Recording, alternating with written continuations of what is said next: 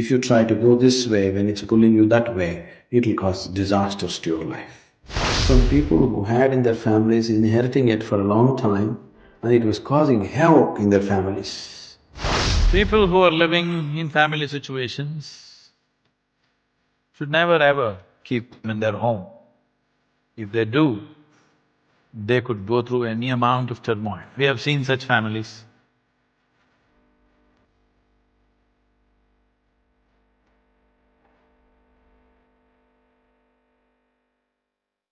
And one time I had 8 very wonderful ekamukis with me. I threw all of them into the Kaveri river.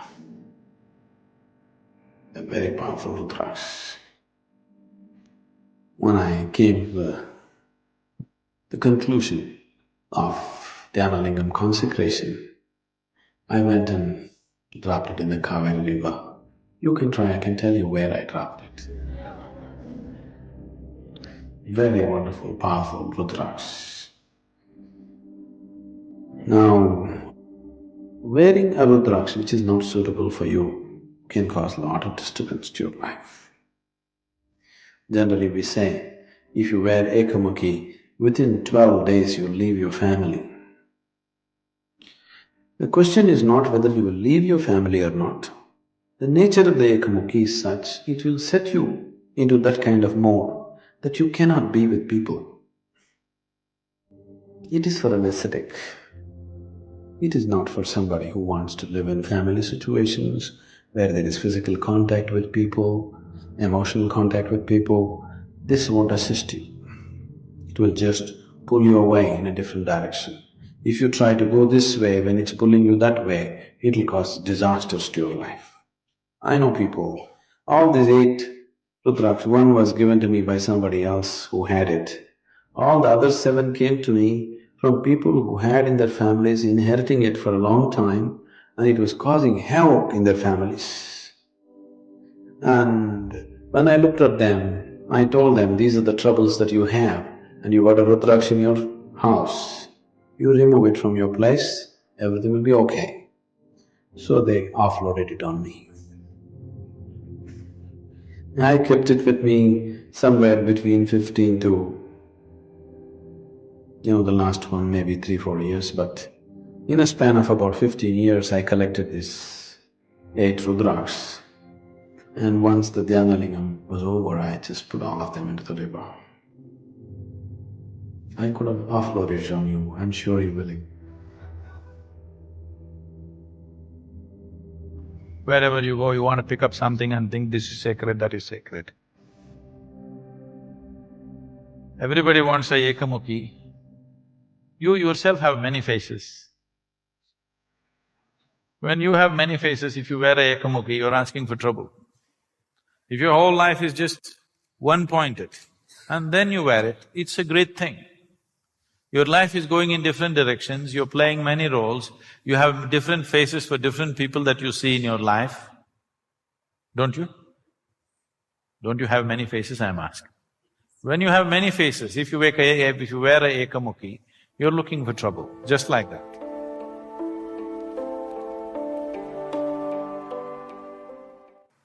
Generally what you find in the stores is mostly an egg-shaped stone. Children who could not buy marbles used to pick stones in the rivers and play games with it, Yes? Children who can't buy glass marbles went to the river and picked up round-shaped stones and started playing with it. And somebody made a simple game a very serious thing. So most of the saligram that you see are just stones without any particular… they're just nice stones. Saligram is a particular kind of stone which is extremely rare to find.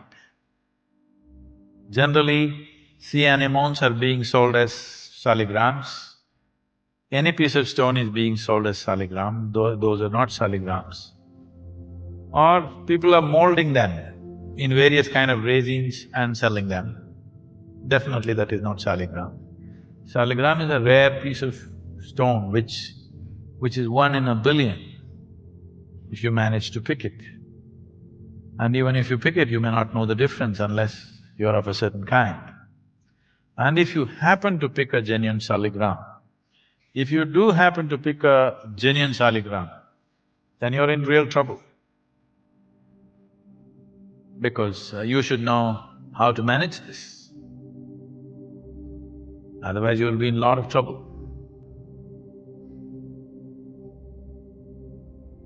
It can also make your life if you know how to use it. It's a great treasure if you know how to use it. Otherwise it can be disastrous if you do not know how to use it. People who are living in family situations, simple lives without much discipline, without much focus, without much awareness, should never ever keep a saligram in their home. If they do, they could go through any amount of turmoil. We have seen such families. Somebody, 2, 3 generations ago, your grandmother, grandfather, somebody brought a saligram, they made their life out of it. But after they died, the next generation do not know how to keep it.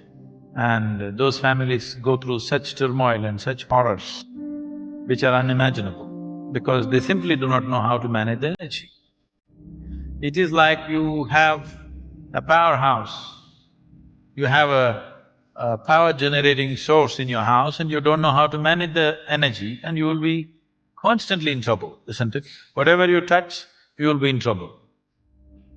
So this is just like that, it's a tremendous power storehouse of energy. It is like a mini cosmos. It is a microcosmos in its own way, because it carries the same type of energy as cosmos would in its magnified version. So, this thing about seeking ekamukhi, seeking saligrams,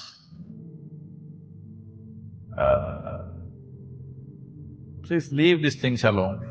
This is not genuine spiritual process. This is souvenir collection, you know.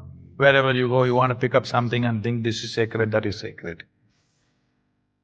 Stop looking for these fanciful things. There is something that you can do with this one, let's do that. Instead of going about looking for fancy pieces of something in a riverbed or on a tree or wherever else, leave them.